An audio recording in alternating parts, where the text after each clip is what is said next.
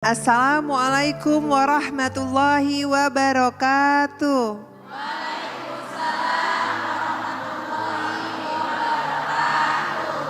Selamat datang dalam program Kajian Hati bersama Ustadz Hilman Fauzi dan saya Fairuz Arafik yang akan menemani para jamaah yang ada di sini dan pemirsa di rumah.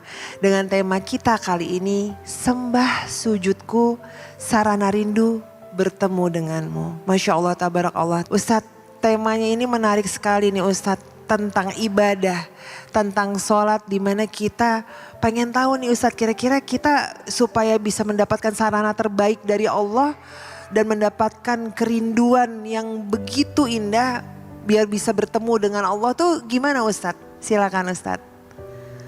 Bismillahirrahmanirrahim. Assalamualaikum warahmatullahi wabarakatuh.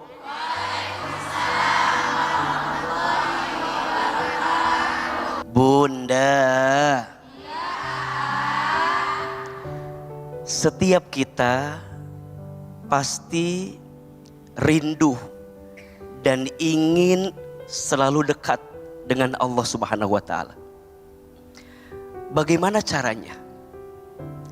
Di antara amalan yang harus kita hadirkan sebagai bentuk kerinduan kita kepada Allah adalah sholat.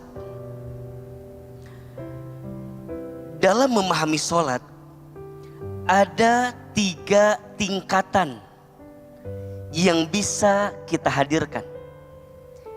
Yang pertama, sholat itu kewajiban. Ada orang yang mendirikan sholat karena tahu sholat ini adalah perintah dari Allah. Sholat ini adalah bentuk ketaatan kita kepada Allah. Maka disebutkan as-sholatu imaduddin. Sholat itu tiangnya agama. Faman aqamaha faqad aqamaddin. Siapa yang tegak sholatnya, tegak agamanya. Wa man tarakaha faqad hadamaddin. Siapa yang rusak sholatnya, maka hancur agamanya. Maka bagi seseorang, tingkatan pertama sholat itu sebagai kewajiban.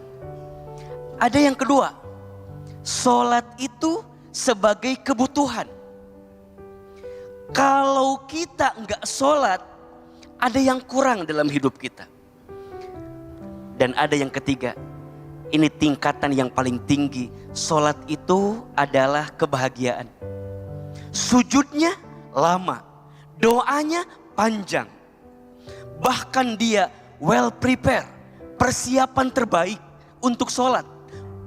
Di dalam sholatlah dia menemukan kebahagiaan bersama Allah Subhanahu wa Ta'ala. Maka kehusuan dalam sholat adalah kebahagiaan. Sekarang pertanyaannya, apakah ada orang yang sholat tapi tidak menemukan kebahagiaan? Ada. Siapa mereka? Mereka yang lalai dalam sholatnya. Bukankah disebutkan dalam Al-Quran surat Al-Ma'un, a'udzubillahi minasyaitonirrajim, ara'aital ladzi yukadzibu biddin fadzalikal ladzi yadu'ul yatim wa la yahuddu ala ta'amil miskin fawailul lil musallin. Kata Allah, maukah aku beritahukan siapa orang yang mendustakan agama itu? 1, mereka yang tidak peduli kepada orang fakir miskin. 2, mereka yang tidak sayang kepada anak yatim. Dan yang ketiga, perhatikan, maka neraka well untuk orang yang sholat. Sholat yang seperti apa? Alladzina hum an sholatihim sahun, yang lalai dalam sholatnya. Siapa mereka yang tidak khusyuk? Siapa mereka yang sering mengabaikan sholat? Termasuk mereka yang dari sholatnya tidak berdampak untuk kehidupan sosialnya. Dia sholat tapi lisannya mudah menyakiti orang lain. Dia sholat tapi hatinya prasangka buruk sama orang lain. Tapi mohon maaf, dari sholatnya lalai Allah siapkan neraka wel untuk orang yang sholat karena lalainya dalam sholat. Sholat itu adalah kunci kebaikan kita.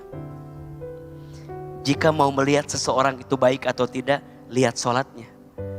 Dan sholat yang berdampak dalam kehidupannya. Dan tidak ada kesempatan kita untuk bermesraan dengan Allah kecuali dalam sholat. Perbaiki sholatmu, maka Allah perbaiki hidupmu. Jaga sholatmu, maka Allah menjaga hidupmu.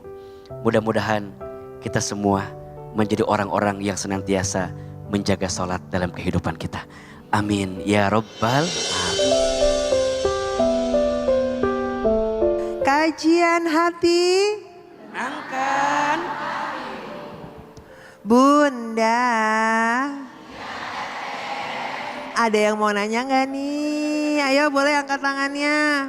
Oh boleh deh, silahkan Mbak. Silakan. Yang kerudung abu-abu. Assalamualaikum warahmatullahi wabarakatuh. Waalaikumsalam warahmatullahi wabarakatuh. Ustadz, perkenalkan nama saya Siti Nur Fatimah. Izinkan saya untuk bercerita mungkin mengenai kisah perjalanan hidup saya tentang pernikahan dan juga luka di dalamnya. Ustadz, di 2017 saya memulai pernikahan dan qadarullah Allah menitipkan 2 anak kepada saya di pernikahan pertama saya. Diawali dengan memang perkenalan yang singkat ya Ustadz. Jadi mungkin saya belum begitu mengenal suami saya pada saat itu. Di awal pernikahan memang sudah banyak konflik Ustadz. Terlebih saya dulu sering dibanding-bandingkan mungkin dengan kekasih suami saya pada saat itu ya, mantan kekasihnya mungkin ya. Di situ saya sering merasa sakit ya Pak Ustadz ketika diri ini dibanding-bandingkan, sedangkan posisi saya pada saat itu sudah menjadi istrinya. Dan ujian saya juga pada saat hamil itu hadir Ustadz. Pada saat pernikahan saya baru seumur jagung, usia kandungan saya waktu itu 4 bulan, saya mendapatkan KDRT. Dan karena saya merasa saya wajib melindungi diri saya dan janin saya pulang ke rumah orang tua. Saya pulang ke rumah orang tua, lalu di situ saya menenangkan diri sampai akhirnya orang tua dari pihak laki-laki pun menghampiri keluarga saya gitu ya Ustadz. Dengan musyawarah bersama keluarga besar, akhirnya saya memutuskan Ustadz untuk baiklah saya membuka hati.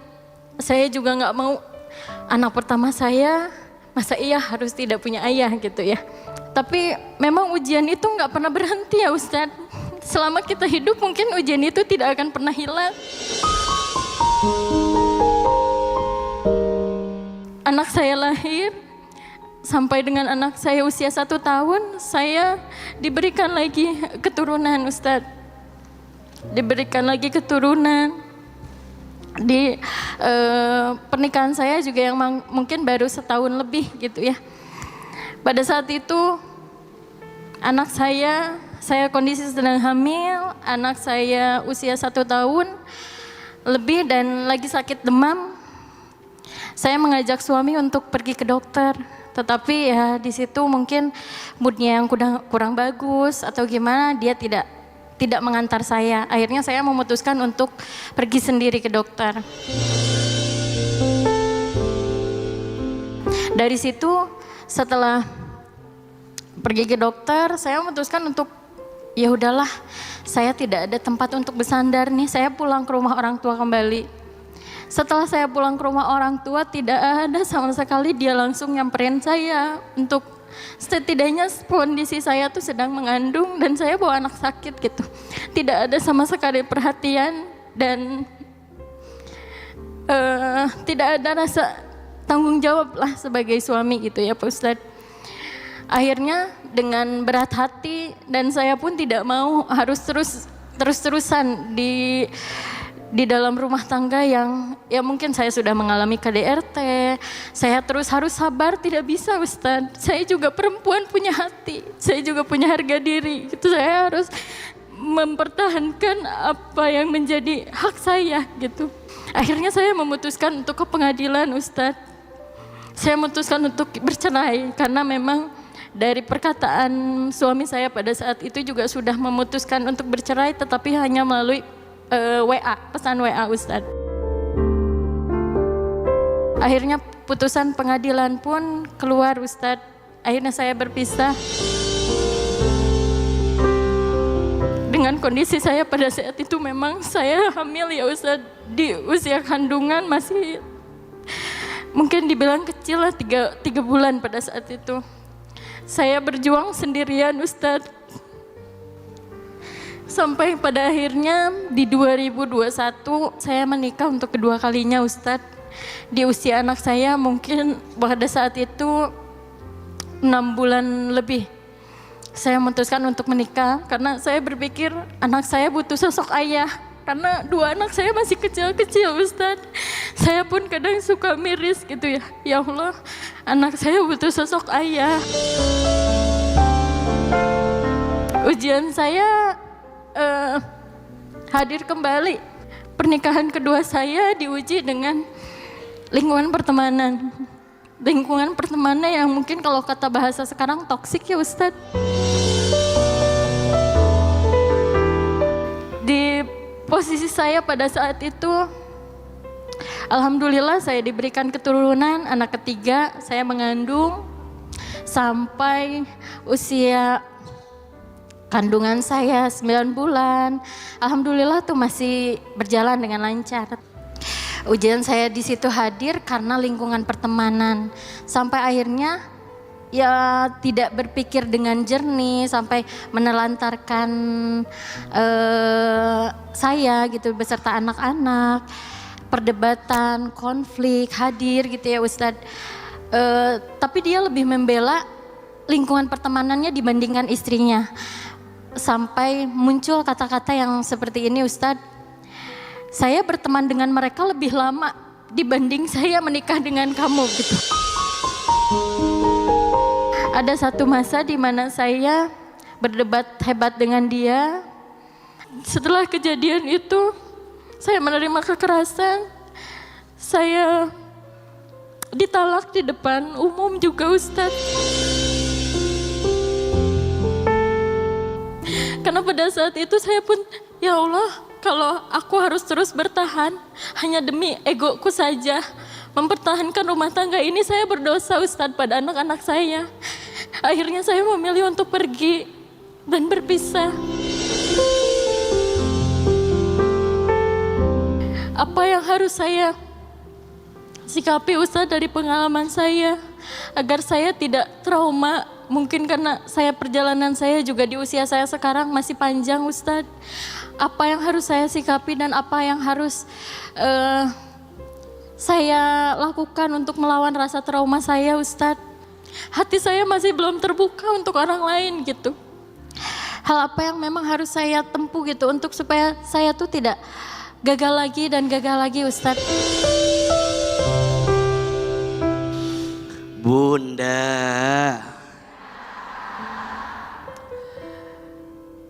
pernikahan itu adalah jalan keberkahan. Pernikahan itu adalah jalan untuk menjadikan kita bisa lebih dekat dengan Allah Subhanahu wa taala. Maka ketenangan dan kebahagiaan adalah 2 hal yang harus diusahakan di dalam pernikahan. Ketenangan, kelapangan, kebahagiaan di rumah tangga itu diusahakan. Dan kita sebagai pasangan rumah tangga harus mengusahakannya. Caranya bagaimana? Yang bisa menentukan ketenangan itu Allah. Yang bisa menghadirkan kebahagiaan itu Allah. Maka kunci pertama di rumah tangga, jangan pernah jauh dari Allah. Perhatikan surat Ar-Rum ayat 21. A'udzubillahi minasyaitonirrajim. Wa min ayatihi an khalaqalakum min anfusikum azwajan litaskunu ilaiha wa ja'ala bainakum mawaddatan wa rahmah inna fi dzalika laayatil liqaumin yatafakkarun. Perhatikan. Dan di antara tanda-tanda kekuasaan Allah, Allah menciptakan untukmu pasangan. Sehingga dari pasangan itu Allah berikan sakinah, mawaddah, warahmah. Lihat kuncinya. Di awal ayat ini Allah sampaikan dan dari tanda kekuasaan kami. Berarti kalau rumah tangga mau tenang, kalau rumah tangga mau bahagia, caranya adalah perbaiki hubungan kita sama Allah. Dan catat baik-baik. Kalau pasangan rumah tangga itu dekat ke Allah, harusnya dia tidak mudah menyakiti pasangannya. Kenapa? Karena seorang suami yang paling baik, siapa kata Nabi? Yang paling baik sama istrinya. Dan istri yang paling baik, siapa kata Nabi? Mereka yang menjaga sholatnya, menjaga puasanya, yang taat patuh kepada suaminya dan mampu menjaga dirinya. Maka istri yang baik yang taat sama Allah pasti akan belajar menjadi istri yang baik untuk suaminya. Dan ke depan menurut saya jangan terlalu cepat membuka hati untuk orang yang baru sebelum kita berdamai dengan masa lalu. Untuk apa? Yang pada akhirnya hanya menyiapkan hati terus tersakiti, hanya menyiapkan hati untuk terus berkali-kali menemukan rasa sakit hati lagi. Dan kalaupun mau rujuk silakan, tapi pastikan dia berubah. Tapi bagaimana caranya tentu kita tidak pernah tahu. Doalah kekuatannya. Doa itu seperti payung. Payung itu tidak bisa menghentikan air hujan. Tapi payung bisa menjaga tubuhmu agar tidak terkena dengan air hujan. Itulah doa. Doa itu tidak lantas membuat kamu tidak punya masalah. Tidak lantas kamu tidak diberikan ujian. Tapi doa membuat hatimu lebih tenang ketika menghadapi ujian. Maka kadang logika dan perasaan seringkali berbenturan. Tapi seorang perempuan harusnya mata batinnya lebih dalam daripada logika berpikirnya. Salam buat anak-anak. Belajar tegar jadi ibu. Semoga kegagalan kemarin adalah cara Allah menyelamatkanmu dari sesuatu yang tidak baik untukmu. Ingat ya, kadang kegagalan yang kita dapatkan adalah cara Allah menyelamatkan kita dari sesuatu yang tidak baik untuk kehidupan kita. Tetap prasangka baik, tetap berpikir baik, tetap berucap yang baik, dan sibuklah bersikap baik agar kebaikan-kebaikan dekat dengan kita. Banyak muhasabah diri, banyak introspeksi. Kenapa kita diuji seberat ini? Mungkinkah ada dosa dan kesalahan kita di masa lalu sehingga Allah hapuskan dengan ujian yang berat yang kita dapatkan saat ini? Karena rumah tangga tidak bisa lepas dari yang namanya ujian. Insya Allah, Allah sedang siapkan kita untuk naik kelas dengan ujian yang dihadirkan. Amin ya Rabbal Alamin. Sebenarnya untuk menyesal, tentu ya Kak. Ketika kita dihadapkan dengan kegagalan yang kayak gini, aku menyesal, sangat menyesal dengan pernikahan. Untuk aku pribadi aja sekarang lebih ke, aku harus lebih dekat sama Allah. Aku harus lebih dalamin iman aku lagi gitu. Setelah tadi mendengarkan jawaban dari Ustadz, setidaknya itu membuka pikiran saya supaya, oh iya, kata Ustadz Hilman tadi, lebih hati-hati, jangan terlalu cepat. Mungkin itu juga jadi kunci ya buat saya. Iya betul, jangan terlalu cepat. Karena di dua pernikahan saya, mungkin saya yang terlalu bodoh gitu, terlalu cepat mengambil keputusan.